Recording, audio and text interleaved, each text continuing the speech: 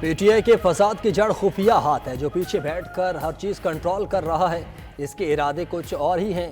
وزیر داخلہ محسن نقوی کی میڈیا سے گفتگو کہا کہ پوری پی ٹی آئی خون خرابہ نہیں چاہتی مگر خفیہ ہاتھ سب پر بھاری ہے، معلوم نہیں کہ اس خفیہ قیادت نے کب پارٹی کو ٹیک اوور کرنا ہے۔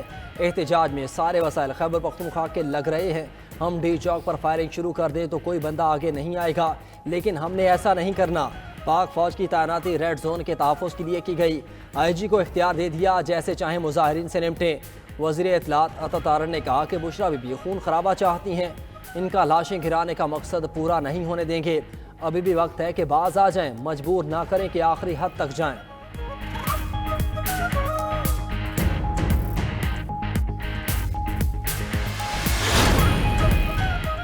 اسلام آباد میں آرٹیکل 245 کے تحت فوج تعینات، سیکیورٹی ذرائع کے مطابق شرپسندوں کو موقع پر ہی گولی مارنے کے واضح احکامات جاری، ڈی چوک کی جانب بڑھنے والوں کو گرفتار کرنے کا فیصلہ، رینجرز اور پاک فوج نے ڈی چوک کا کنٹرول سنبھال لیا، شرپسندوں کے ساتھ داہنی ہاتھوں سے نمٹا جائے گا۔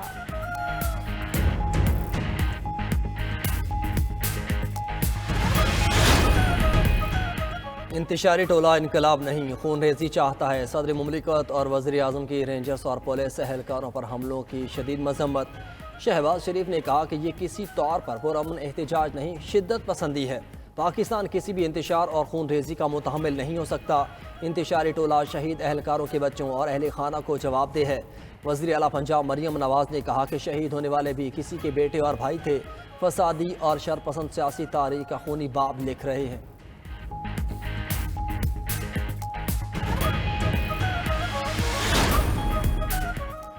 امن و امان کے لیے تعینات پولیس اور سیکیورٹی فورسز کو نشانہ بنانا کھلی دہشت گردی ہے، chairman Peoples Party Bilawal Bhutto Zardari کی شاہراہ سری نگر پر رینجرز اہلکاروں پر حملے کی مذمت، کہا حملوں میں ملوث ملزمان کو قانون کے کٹہرے میں لایا جائے۔ سینیٹر شہری رحمان نے کہا نام نہاد پرامن احتجاج کے نام پر تحریک انصاف کو اور کتنی لاشیں چاہیے، کیا تحریک انصاف کی قیادت ایک اور 9 مئی چاہتی ہے؟ صوبائی وزیر شرجیل میمن بولے ذمہ داران کو انصاف کا سامنا کرنا پڑے گا۔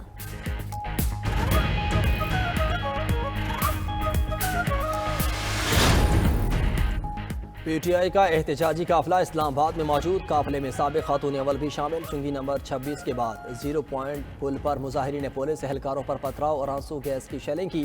تحریک انصاف کا بانی پی ٹی آئی کی اگلی کال تک ڈی چوک میں دھرنا دینے کا فیصلہ، بیرسٹر گوہر کی اڈیالہ جیل میں بانی پی ٹی آئی سے ایک اور ملاقات کا امکان، رائے کے مطابق پارٹی رہنما بانی چیئرمین کو احتجاج کے حوالے سے آگاہ کریں گے، آئندہ کی حکمت عملی پر بھی تبادلہ خیال کیا جائے گا۔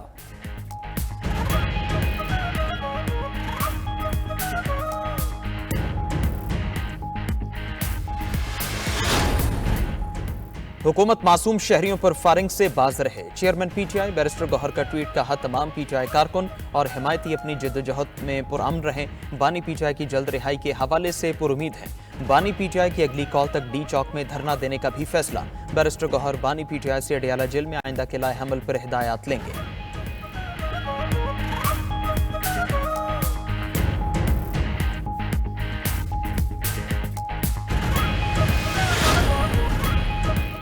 پاکستان اور بیلاروس کے درمیان درجن سے زائد معاہدے اور یادداشتوں پر دستخط، science and technology, international road transport, تجارت سمیت مختلف شعبوں میں تعاون پر اتفاق، دستاویزات کا تبادلہ کیا گیا۔ وزیر اعظم شہباز شریف اور بیلاروس کے صدر نے مشترکہ اعلامیے پر دستخط کر دیے، دونوں ممالک میں مطلوب ملزمان کی حوالگی کا معاہدہ، منی لانڈرنگ، دہشت گردی کی فائنانسنگ سمیت دیگر جرائم روکنے میں تعاون کیا جائے گا، ماحولیاتی تحفظ، فنی تعلیم کی مفاہمتی یادداشتوں کا تبادلہ، حلال اشیاء کی تجارت اور صحت کے شعبے میں تعاون کیا جائے گا۔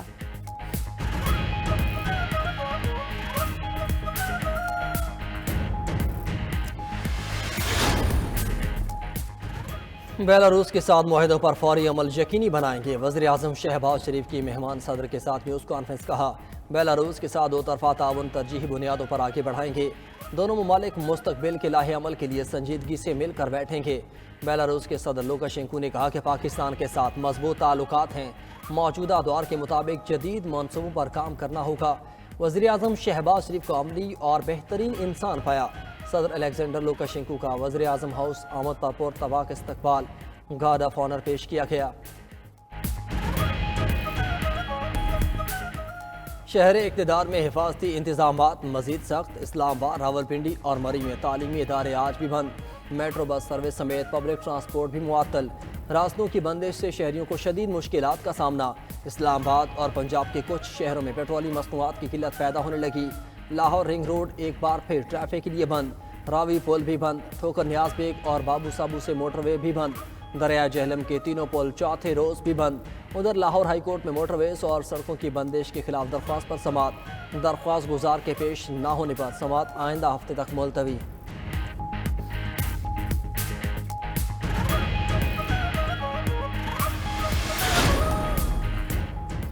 پاکستان سمیت دنیا بھر میں آزادی اظہار رائے اور پرامن احتجاج کی حمایت کرتے ہیں۔ پاکستان میں جاری مظاہروں سے متعلق سوال پر ترجمان امریکی محکمہ خارجہ میتھیو ملر کا جواب، کہا مظاہرین سے پرامن احتجاج کا مطالبہ کرتے ہیں، تشدد سے گریز کریں۔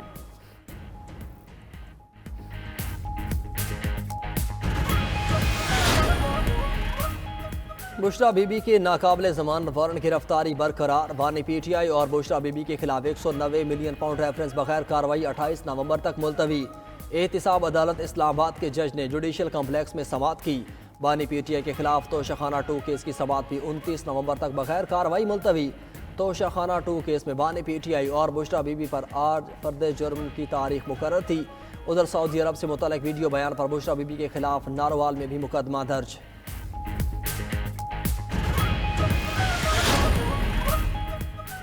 احتجاج مسائل کا حل نہیں، پی ٹی آئی مذاکرات کی میز پر آئے، گورنر پنجاب کا مشورہ۔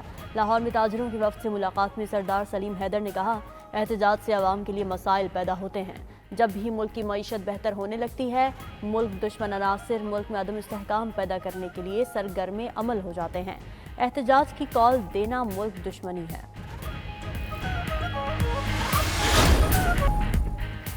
سپریم کورٹ کے آئینی بینچ کے روبرو پاناما سکینڈل کیس کی سماعت، عدالت نے جماعت اسلامی کی درخواست نمٹا دی، نیب سے رجوع کرنے کی ہدایت۔ جسٹس مسرت ہلالی نے ریمارکس دیے کہ پاناما میں مخصوص کیس میں جے آئی ٹی بنائی گئی، پتہ نہیں پاناما سکینڈل کے باقی مقدمات کدھر گئے۔ ڈپٹی پروسیکیوٹر نیب نے کہا کہ نیب کو اس سلسلے میں کوئی درخواست نہیں دی گئی۔ جسٹس جمال مندوخیل بولے کہ نیب کسی معلومات پر بھی ایکشن لے سکتا ہے۔ درخواست گزار وکیل کو کہا کہ نیب سے داد رسی نہ ہو تو سپریم کورٹ کے بجائے ہائی کورٹ جایا جائے۔ سپریم کورٹ کا تلور شکار کے خلاف کیس کی سماعت کرنے والا آئینی بینچ ٹوٹ گیا۔ آئینی بینچ نے گلگت بلتستان اعلیٰ عدلیہ تقرر کیس کی سماعت آئندہ ہفتے تک ملتوی کر دی۔ اسٹوڈنٹس یونین بحالی کی درخواست پر اٹارنی جنرل کو نوٹس جاری۔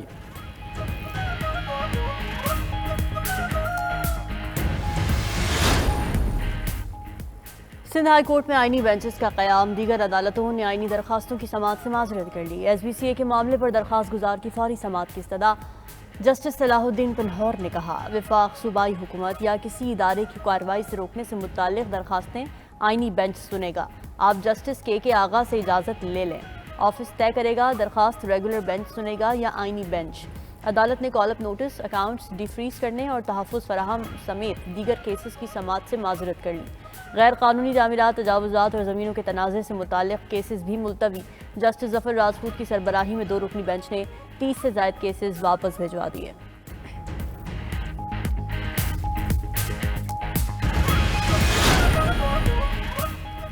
وزیر اعلیٰ سندھ مراد علی شاہ سے چیئرمین وابڈا lieutenant general retired Sajjad Ghani کی ملاقات۔ K4 project RBOD2 hub dam کے پانی پر تبادلہ خیال کیا گیا۔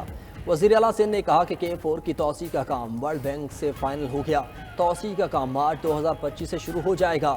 K4 کی توسیع کا کام شروع کریں، سندھ حکومت فائنانس کرے گی۔ یہ پروجیکٹ ہمارے لیے بہت اہم ہے، زمین کے حصول کے کچھ معاملات رہ گئے، وہ بھی حل ہو جائیں گے۔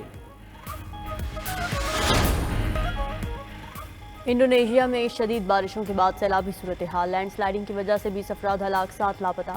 فوج اور پولیس کی متاثرہ علاقوں میں امدادی کارروائیاں جاری۔ انڈونیشین ڈیزاسٹر ایجنسی کے ترجمان کے مطابق ضلع کارو، پڈانگ لاواس اور تپانولی سیلاتن شدید متاثر ہوئے۔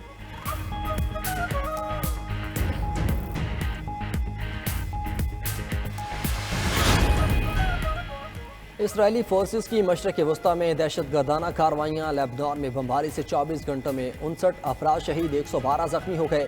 عرب میڈیا کے مطابق اسرائیلی فوج نے حزب اللہ کے 25 ٹھکانوں پر حملوں کا دعویٰ کیا۔ حزب اللہ نے اسرائیل پر 50 حملوں کا دعویٰ کر دیا۔ ادھر غزہ میں اسرائیلی بمباری سے خواتین اور بچوں سمیت مزید 11 افراد شہید، متعدد زخمی۔ صہیونی فوج کی شام کے شہر کثیر میں بھی بمباری، 2 شہری زخمی ہو گئے۔ لیبنان میں جنگ بندی پر اسرائیلی کابینہ میں آج ووٹنگ ہوگی۔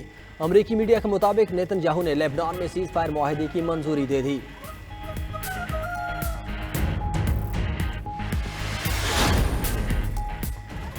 نو منتخب امریکی صدر کو عدالتوں سے ریلیف ملنے لگا۔ ڈونلڈ ٹرمپ کے خلاف 2 سنگین مقدمات خارج۔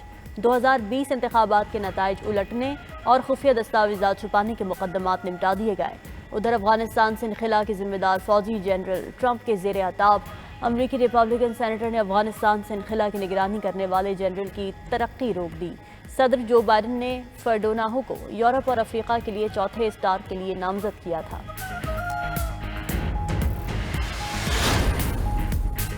ٹرمپ چین، میکسیکو اور کینیڈا کے ساتھ تجارتی جنگ چھیڑنے کے لیے تیار۔ نو منتخب امریکی صدر کا میکسیکو، کینیڈا اور چین کی درآمدات پر محصولات میں اضافے کا اعلان کہتے ہیں میکسیکو اور کینیڈا کی درآمدات پر 25% ٹیرف لگاؤں گا۔ چین سے درآمدی مصنوعات پر موجودہ ٹیرف سے 10% زیادہ اضافہ کروں گا۔ یہ اقدام غیر قانونی امیگریشن اور سرحد پار سے آنے والے مجرمان کے بدلے ہوگا۔